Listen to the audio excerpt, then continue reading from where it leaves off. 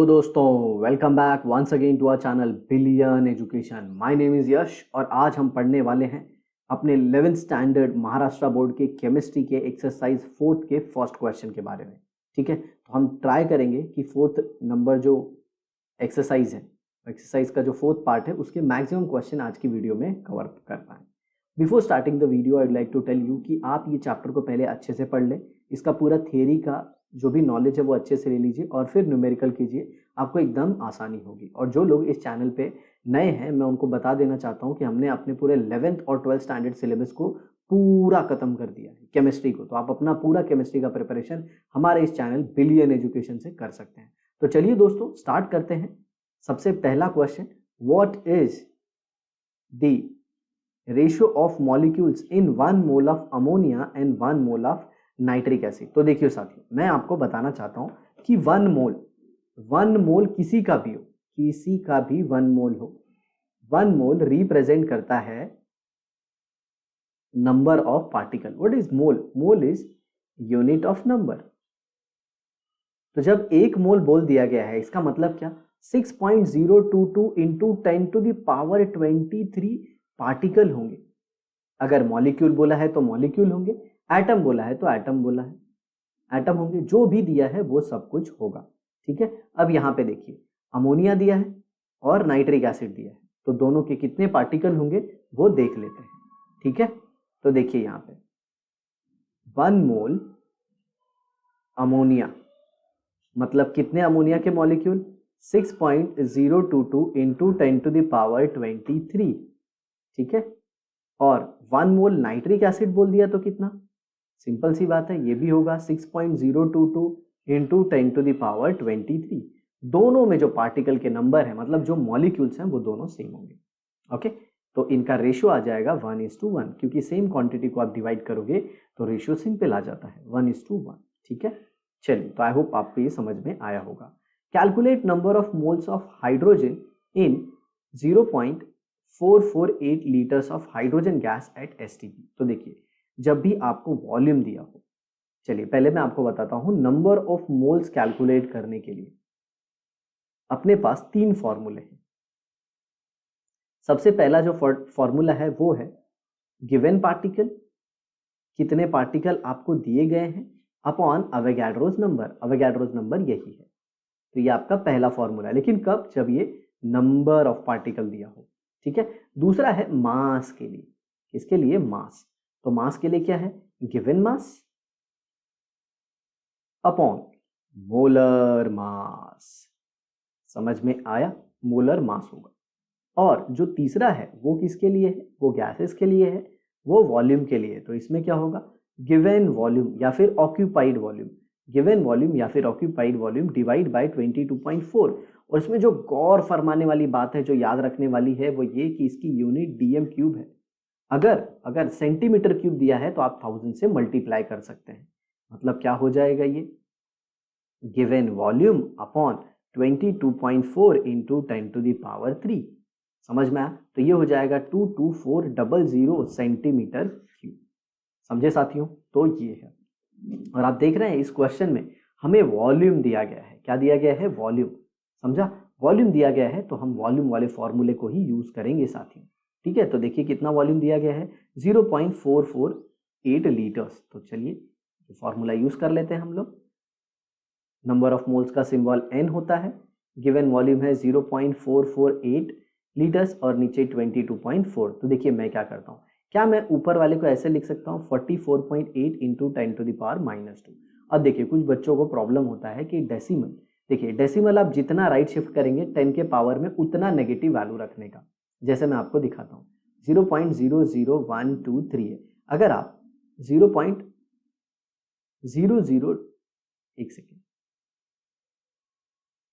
आप ऐसे लिखना चाहते हैं, आप ऐसे लिखना चाहते हैं 0.123। तो आप देखिए आपने डेसिमल को कितना राइट लिया, कितना डिजिट? 1 digit, 2 digit, 3 digit. तो आप 10 का पावर -3 लिख सकते हैं।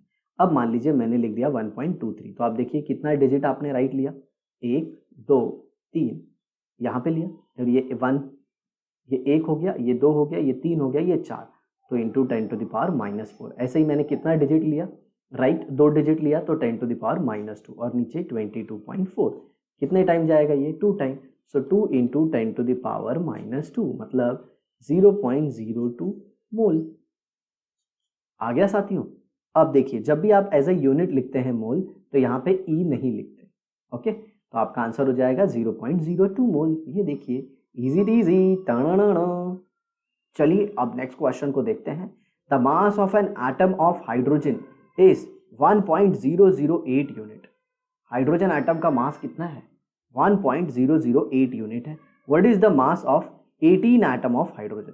हाइड्रोजन के 18 एटम का मास कितना होगा? तो सिंपल, जब एक का दिया है तो 18 का क्या होगा? सिंपल 18 इंटू कर दीजिए, 18 इंटू 1.008। ओके, तो देखिए कैसे मल्टीप्लाई करना है, ये भी सिखा देता हूं मैं आपको। 18 इंटू 1.008 करना था तो आप सिंपली क्या कर दीजिए, 18 इंटू 1.000 प्लस 0.008। अब देखिए इसका हो जाएगा 18 प्लस 18 एट कितना हो जाएगा? तो 18 इंटू 8 करना है आपको, तो 18 को 2 पार्ट में ले लीजिए, 10 प्लस 18, तो 8 10 80, 8 8 64, तो ये 4 और ये 14। समझ में आया? तो ये हो जाएगा 0.144, तो ये हो जाएगा 18.144। आया समझ में? तो ये आपका आंसर होगा। ठीक है, यूनिट में, क्योंकि यहाँ पे जो मास है वो भी यूनिट में ही दिया गया है। ठीक है, नेक्स्ट देखिए D. Calculate the number of atom in each of the following. आपको सब में नंबर ऑफ एटम कैलकुलेट करना है और हर एक एटम का आपको मास दिया गया है। ओके, तो यहाँ पे देखिए, सबसे पहले आपको दिया गया है atomic mass of iodine. Iodine का एटॉमिक मास किसमें दिया गया है? यूनिट। जिन्हें नहीं पता मैं आपको बता दूं, एक यूनिट होता है 1.67 इंटू 10 टू द पावर -24 ग्राम। और याद रखना, ये हमेशा एक एटम का मास होता है। कितने का? एक एटम का। आया समझ में? और अगर यही आप ग्राम में लिख दें, किस में लिख दें? ग्राम में। यूनिट के जगह पे अगर आप ग्राम लिख दें तो वो 1 मोल का मास होता है। कितने का? 1 मोल का मास होता है। समझा? चलिए तो आगे देखते हैं। जैसे ये 254 यूनिट ऑफ आयोडीन दिया गया है। क्या? 254 यूनिट आयोडीन दिया गया है। ओके, ये एटॉमिक मास यूनिट है। इसका मतलब क्या? ये एक एटम का मास है। ये एक एटम के, आयोडीन के एटम का मास है। That is 254 into 1.67 into 10 to the power -24। ये एक एटम का मास है। सॉरी, 127। देखिए यहाँ पे ये हो जाएगा 127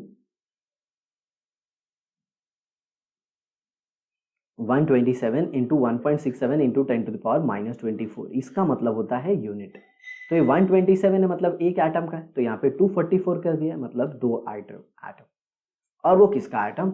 आयोडीन का एटम। याद रखना। अब देखो यहाँ पे ग्राम कर दिया है, और मैंने अभी आपको बताया था 254 ग्राम ऑफ आयोडीन।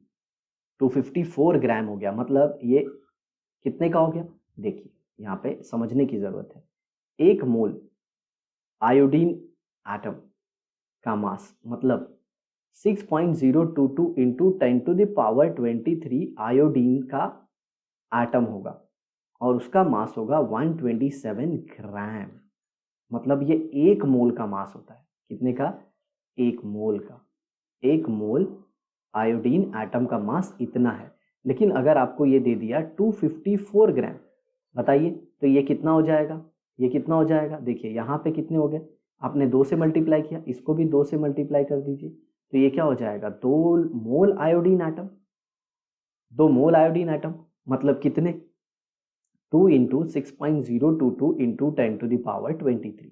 तो ये क्या हो जाएगा? 440, और ये 12 हो जाएगा इंटू 10 टू द पावर 23, जिसे आप क्या लिख सकते हैं? 1.2044 इंटू 10 टू द पावर 24। इजी टीजी, टाना, मजा आ गया। समझ में आया क्या? तो ये था हमारा क्वेश्चन नंबर डी। अब बढ़ते हैं क्वेश्चन नंबर ई की तरफ। जरा ध्यान से सुनिए, देखो क्या दिया है। एक स्टूडेंट है जिसने कार्बन पेंसिल को लिखने के लिए यूज किया है, मतलब वो एक कागज पे पेंसिल से लिखता है, पेंसिल को कागज पे रगड़ता है। आया समझ में? अब यहाँ पे देखिए क्या लिखा गया है, the mass of this was found to be 5 mg। मतलब क्या, जो भी ये कागज है और उसने जो भी पेंसिल से लिखा, तो पेंसिल से ग्रेफाइट आता है, कार्बन आता है, तो कार्बन का कितना मास उस पेपर पे आता है? 5 mg आता है। कितना आता है? 5 mg। नाउ ये बहुत इंपॉर्टेंट है, यहाँ पे mg दिया है, यूनिट इंपॉर्टेंट है साथियों। क्या यूनिट? यहाँ पे देखिए 5 mg। mg मतलब क्या? मिलीग्राम। क्या? मिलीग्राम। अब ये मिलीग्राम मतलब क्या? ओके, मिलीग्राम को ग्राम से रिलेट करेंगे, तो ये हो जाएगा 5 इंटू 10⁻³ ग्राम। अब ये क्यों किया मैंने? क्योंकि नंबर ऑफ मोल्स का फॉर्मूला होता है गिवन मास, किसमें? ग्राम में, सीजीएस में, upon molar mass. Molar mass इसको भी हम किस में लेते हैं? ग्राम में। समझा? तो ये ग्राम हो गया। और देखिए आगे क्या बोला है, with the help of this calculate number of moles of carbon in his homework writing। Okay, number of moles of carbon. तो देखिए कार्बन का अगर आपको पता हो साथियों, तो कार्बन का एटॉमिक वेट होता है 12 ग्राम। कितना? 12 ग्राम। तो नंबर ऑफ मोल्स आ जाएंगे, क्या आ जाएगा? 5 इंटू 10⁻³ अपॉन 12।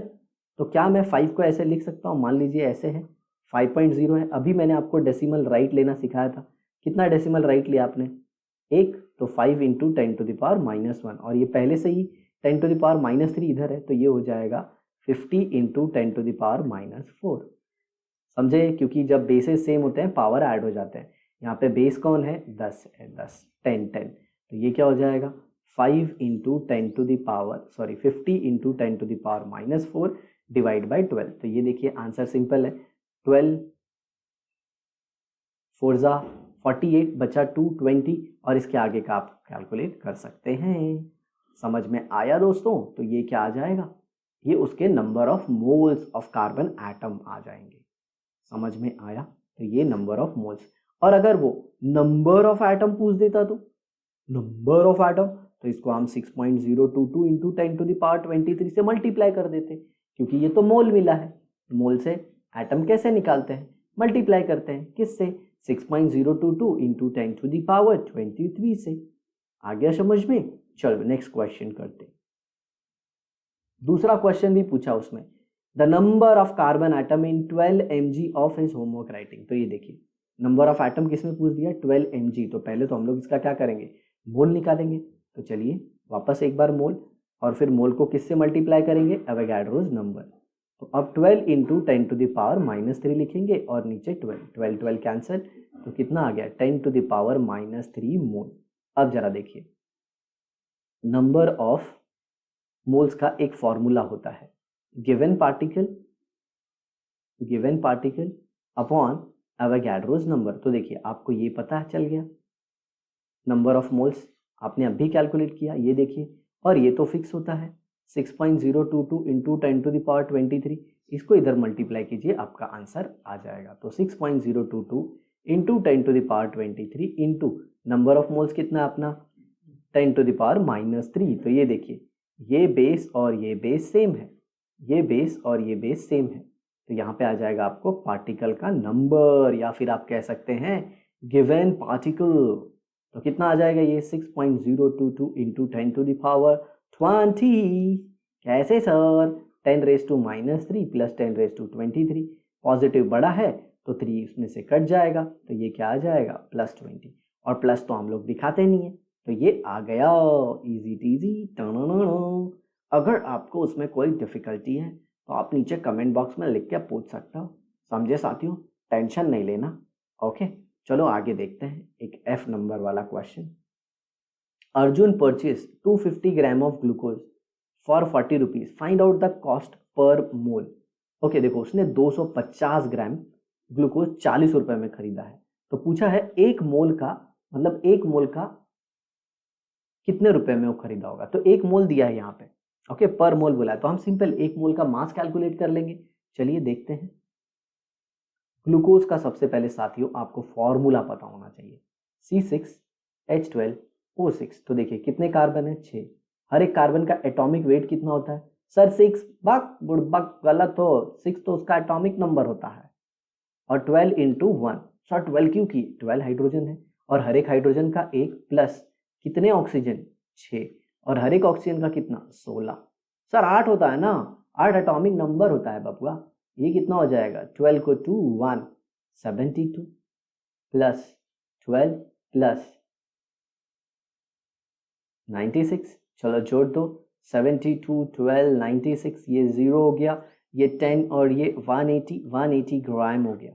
समझ में आया। तो उसने अपने को 180 ग्राम का मास पूछा है, तो सिंपल सी बात है, 250 ग्राम का मास कितना है, 40 है, तो 180 ग्राम का कितना होगा, x। अरे देखो ना बाबा, 200 रुपये में 4 चॉकलेट आते हैं, या फिर ऐसे देख लो, 4 चॉकलेट का दाम 200 रुपया है, ये रुपया है, रुपया। तो 2 का कितना होगा, x। क्रॉस मल्टीप्लाई करो। सर ये तो सिंपल है सर, 4 200 रुपये में मिलता है, तो 2 है ना सर 100 रुपये में मिलेगा। बट मेथड तो सीखो, क्रॉस मल्टीप्लाई करना है। देखो x इंटू 4 is equal to 200 into 2। So x is equal to what, 200 into 2 divide by 4 1/2, 100 रुपया आ गया। ठीक उसी तरह इधर करेंगे। So x into 250 is equal to 180 into 40। So what is x, 180 into 40 divide by 250। ये कैंसर, समझ में आया ऐसे। तो ये हो गया 180 इंटू 4 अपॉन 25। अब 25 से आप इसे कैंसिल करके कर सकते हो। देखो 25 से कितनी टाइम जाएगा, 25 6 होता है 150 और 25 7 होता है 175, बचा 5, तो कितना टाइम जाएगा, 7.2। 7.2 इंटू 4, 4 2 8, 4 2 8 एंड 7 4 28। आ गया समझ में, तो 28.8 रुपीज। और इस सर आपने तो मस्त तरीके से समझा दिया, समझे। अब आगे देखो, आगे का जो क्वेश्चन है वो परसेंटेज अबेंडेंस पे है। ओके, बहुत ही अच्छा क्वेश्चन है। तो दोस्तों इसे करेंगे हम अपने नेक्स्ट क्लास में, ठीक है। तो आई होप आपको वीडियो बहुत अच्छे समझ में आई होगी। इसे अपने दोस्तों के साथ शेयर कर दीजिएगा और लग जाओ अपने पूरे केमिस्ट्री के प्रिपरेशन में। पूरा सिलेबस कंप्लीट है। Thanks a lot for watching the video.